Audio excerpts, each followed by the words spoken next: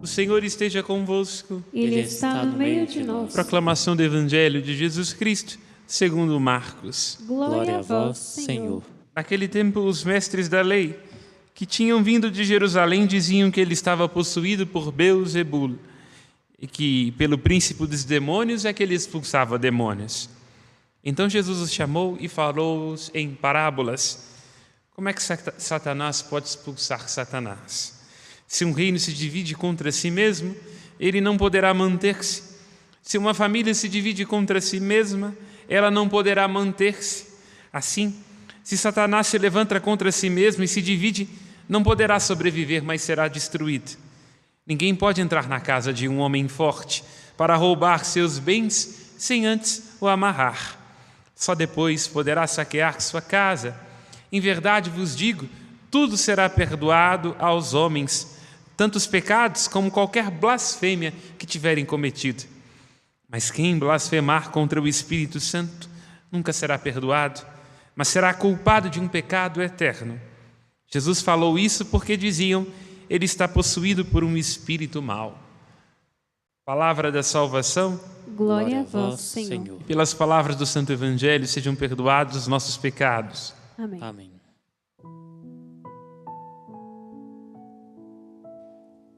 Salmo 97 fala de uma luz que já se levanta para os justos e a alegria para os retos corações. De alguma forma, esta compreensão a respeito de uma luz que pode ser apenas reconhecida por aqueles que têm o olhar aberto para a justiça. Esta verdade encontra-se enunciada no incipit, no trecho da aclamação do Evangelho que nós acabamos de escutar. Jesus Cristo, o Salvador, destruiu o mal e a morte e fez brilhar pelo Evangelho luz e vida imperecíveis. Comecemos da segunda expressão. O Evangelho é palavra de vida, que devolve a vida, que restaura a vida e que conduz à vida. Por isso nós todos os dias temos que ter um instante de encontro com a palavra. Ao nos encontrar com a palavra, nos encontramos com o Cristo. Ignorar a palavra significa ignorar o Cristo. Assim está enunciado no Salmo 118, ó Senhor, vossa palavra me devolva a vida. Mas em sendo vida, esta palavra também é luz. Isto é preciso deixar que aquilo que Deus diz, os seus ensinamentos, nos desanuvie. Nós temos tantas sombras que nos impedem de ver as coisas como elas de fato são. Nós de fato às vezes caminhamos às cegas, imaginamos ver, mas vemos não segundo a realidade diante dos nossos olhos, mas segundo nossos julgamentos, nossas impressões e nossos medos. Assim, o Evangelho deve ser uma luz a dissipar as trevas de nossos corações. É o que diz o apóstolo Paulo na carta aos Efésios. No início da carta aos Efésios, capítulo 3, assim diz o apóstolo Paulo, rezar. O seu desejo, diz o apóstolo, é que, e esta é uma linguagem linda, é que se possa deixar de existir a cegueira dos olhos dos corações e nós sejamos capazes de ver a esperança a que nos chama Cristo Jesus. Esta esperança que nos chama Cristo Jesus, a herança da glória, a riqueza reservada a nós. E é sobre isso que fala a carta aos Hebreus no trecho que acabamos de escutar. Fala do Cristo que nos alcançou, a promessa de uma herança eterna, a partir desta aliança que Ele realiza em seu sangue. É preciso esperança, a esperança que vem até nós através do encontro com esta palavra, porque de modo contrário nós nos tornaremos cegos, e aquele que está cego se desespera. Aflições temos todos, dúvida temos todos, mas não temos o direito de nos desesperançar, porque nós somos salvos na esperança, e temos que confiar profundamente que Deus no tempo oportuno irá realizar aquilo que jurou. Jurou pelos profetas, jurou de modo particular a Abraão, a Davi, a sua descendência e jurou a cada um de nós. É isto, inclusive, que nós acabamos de cantar no Salmo, não é? O Senhor fez conhecer a sua salvação. Lembra-se do cântico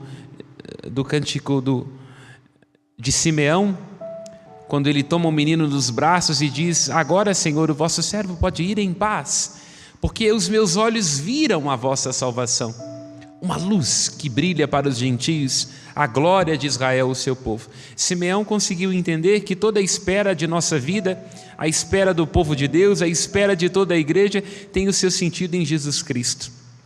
É Ele quem realizará de modo acabado cada aspiração dos nossos corações. E, portanto, Ele deve ser a luz a que aspiramos todos os dias. E essa luz da parte de Deus manifesta às nações, em primeiro lugar, justiça. Deixa que se cumpra a justiça. É aquilo que João Batista diz no Rio Jordão, quando Cristo diz e revela a ele que deveria ser batizado para entrar na estreia dos pecadores. João Batista diz: eu devo ser batizado por ti, tu vens a mim? E Jesus diz: deixa que se cumpra a justiça. Que justiça é essa que se cumpre no Jordão, que se cumpre na cruz de nosso Senhor Jesus Cristo e que está sendo trabalhada nestes dias pela carta aos Hebreus? É a justiça manifesta no sangue de nosso Senhor Jesus Cristo. No sangue de nosso Senhor Jesus Cristo foi paga a dívida que pesava sobre os nossos ombros. No sangue de nosso Senhor Jesus Cristo, nós podemos de novo nos reconciliar com Deus. Fomos justificados pela graça e pelo amor de Deus. Mediante a justiça manifesta em Jesus Cristo, derrubou-se o muro da inimizade, de nós uns com os outros e de nós com Deus. E é por isso que precisamos voltar aos Salmos para entender a profundidade desta palavra, que é vida, que é luz, que a salvação manifesta a nós, que é justiça da parte de Deus. O Senhor recordou-se do seu amor sempre fiel pela casa de Israel. Nós somos sombra, limitados, fracos, nos afligimos por coisas deste tamaninho. Mas se o Senhor Deus é luz, Ele é força, Ele é a fonte da esperança que é capaz de nos salvar, é porque nos ama com um amor que é sempre fiel. Que alegria podermos já nesta tarde recordarmos uma vez mais do amor fiel da parte de Deus. Porque se Deus é aquele que se recorda sempre, nós nos esquecemos. Nos esquecemos de quem somos e de nosso chamado. Nos esquecemos de quem devemos ser uns para com os outros. Ser paciente, generoso e entregue àqueles que nos cercam é um desafio diário que nos faz não raro ranger os dentes. E, sobretudo, nos esquecemos de Deus, aquele que nos comprou com o sangue de Jesus Cristo na cruz, aquele que nos selou com o seu Espírito, como vai lembrar o mesmo apóstolo Paulo na carta aos Efésios, de modo que cada um de nós irá ser resgatado de modo pleno e definitivo para a glória de Deus no último tempo. Nós nos esquecemos disso. Nos esquecemos porque nos afligimos, nos esquecemos porque olhamos para nós, nos esquecemos porque padecemos do mesmo vício dos mestres da lei que se dirigem a Jesus para testá-lo no evangelho que acabamos de escutar. Eles vêm de Jerusalém, a cidade do Cordeiro, mas não vêm trazendo a luz desta cidade, vêm trazendo as sombras das próprias interdições, cheios de si, guias cegos, como vai lembrar o evangelista Mateus no capítulo 15 e 23 da sua narrativa. Os fariseus, os mestres da lei, se tornaram guias cegos. Esta palavra, esta repreensão, tem sempre uma atualidade na vida de cada um de nós, porque não raro, quando julgamos enxergar, estamos na pior de todas as cegueiras. E não só não nos encaminhamos na direção daquilo que nos pede o chamado de nosso Senhor Jesus Cristo, como levamos outros para a nossa cegueira. Tomemos cuidado, irmãs e irmãos. Estamos num país de muitas cegueiras. Estamos numa igreja de muitas cegueiras. Estamos em tempos de muitas cegueiras. Tome cuidado com aqueles que fazem chegar ao seu WhatsApp, às suas redes sociais, mensagens que aparentemente estão exprimindo ideias claras e distintas podem ser guias cegos prontos a te levar para o buraco. Não há atitude espiritual mais relevante, mais própria de quem quer viver com sabedoria, de quem quer se dispor a seguir Jesus Cristo, do que sempre se colocar sob suspeita. Quando o mundo, quando o nosso partido, quando nossa igreja, quando o padre da nossa paróquia, quando esta ou com a daquela pessoa estão sempre confirmando nossas expectativas e os nossos caprichos, temos que tomar cuidado, podemos estar padecendo de uma grande cegueira. E ao invés de estarmos enxergando as coisas como elas são, podemos estar enxergando as coisas segundo o nosso desejo, segundo nossas próprias leis internas, nossas frustrações e nossas medidas. E para esses que se tornam cegos, para estes que resistem à luz de Deus, não há caminho de salvação. Como diz a Jesus Cristo, aquele que se põe a blasfemar contra o Espírito Santo, que é o Espírito de Cristo, não pode ter salvação, porque tapa os próprios olhos e, portanto, não pode ser alcançado pela luz de Deus. Não seja esse o nosso caminho, mas seja o caminho do Salmo. Deixar-nos alcançar todos os dias por este amor da parte de Deus, que é fiel. Um amor que é fiel na capacidade de nos devolver a vida, um amor que é fiel na capacidade de nos iluminar, um amor que não só é afetivo, provocando em nós o entusiasmo de um momento, mas um amor que é fiel e que é capaz de permanecer. Vamos aprofundar um pouco mais sobre esta dimensão da fidelidade de Deus, da perenidade da parte de Deus, porque é a respeito disso que está falando a carta aos Hebreus que acabamos de escutar. Chama a Jesus Cristo de um mediador de uma nova aliança. Nós já sabemos, estamos refletindo nisso nos últimos dias. O autor da carta aos Hebreus está iluminando a nossa compreensão para entender que o Antigo Testamento apresenta as sombras, apresenta os rudimentos daquilo que se realiza plenamente como luz, daquilo que se cumpre com a vinda de nosso Senhor Jesus Cristo. Então, o autor da carta aos Hebreus, ao falar de aliança, ao falar de santuário, ao falar do sangue dos sacrifícios antigos, está nos ajudando a entender como em Jesus Cristo se realiza a nova e eterna aliança, já que Ele para sempre une o céu com a terra, já que em Jesus Cristo para sempre Deus assume nossas causas humanas até a morte, para assim nos divinizar, para nos encantar de tal modo que com a sua graça nós passemos a ter em nós tudo aquilo que diz respeito ao divino. É o autor da carta aos Hebreus que nos ajuda a entender que Cristo é o verdadeiro sacerdote, capaz de realizar plenamente aquilo que somente em sentido imperfeito e transitório poderia realizar o Antigo Testamento. Os sacrifícios antigos têm a sua plenitude em Jesus Cristo, já que mediante o sangue de sua cruz se estabelece de novo a justiça dos homens com Deus e dos homens uns com os outros. E Ele, Jesus Cristo, é o verdadeiro templo, é o verdadeiro santuário, diante do qual nós poderemos estar apresentando a Deus tudo aquilo que nos diz respeito, nossas intenções, nossas orações, e é em Jesus Cristo que cada vez mais nós vamos e nos encaminhamos a cada vez que celebramos o santo sacrifício da Eucaristia. E assim, tendo consciência de tudo aquilo que se realiza em Jesus Cristo, cada um de nós deve ser cônscio a cada momento, lembra a carta aos Hebreus, que recebemos a promessa da herança eterna. E que promessa da herança eterna é essa? É a esperança a que somos chamados.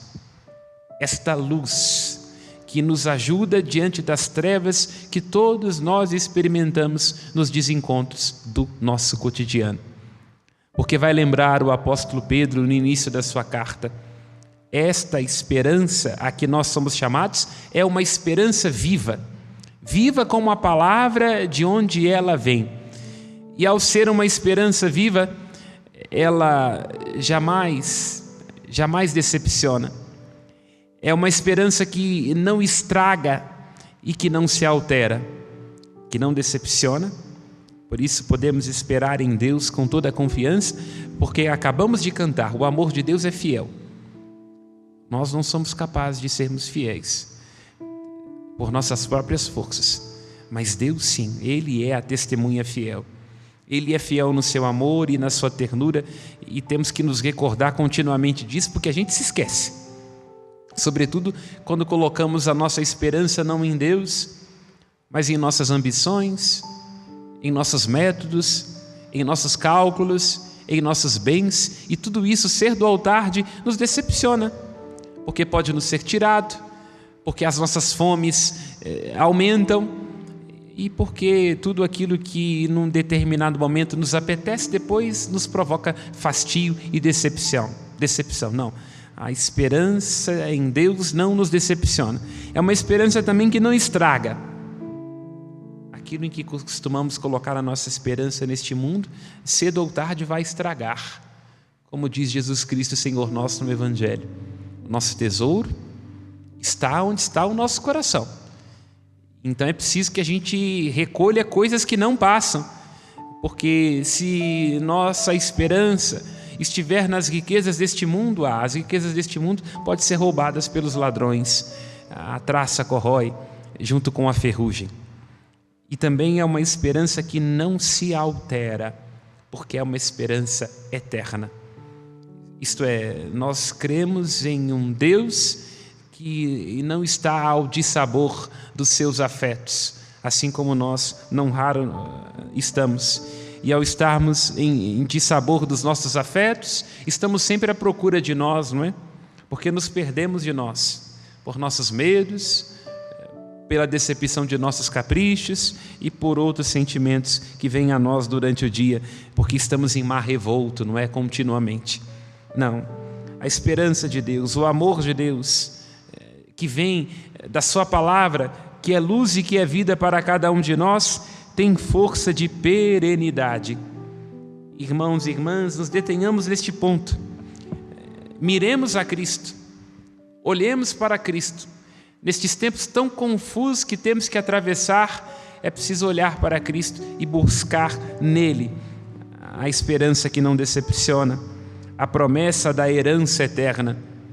No Antigo Testamento, no tempo oportuno, aqueles que esperaram em Deus e confiaram em Moisés, o seu libertador, puderam descansar na terra prometida, que era apenas uma sombra da cidade futura para a qual nós nos encaminhamos.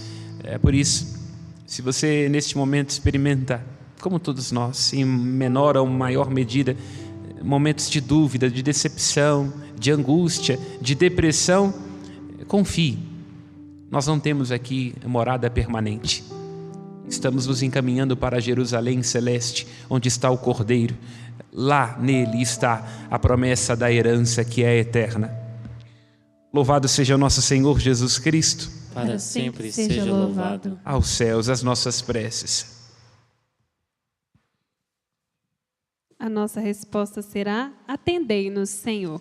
Atendei-nos, Senhor.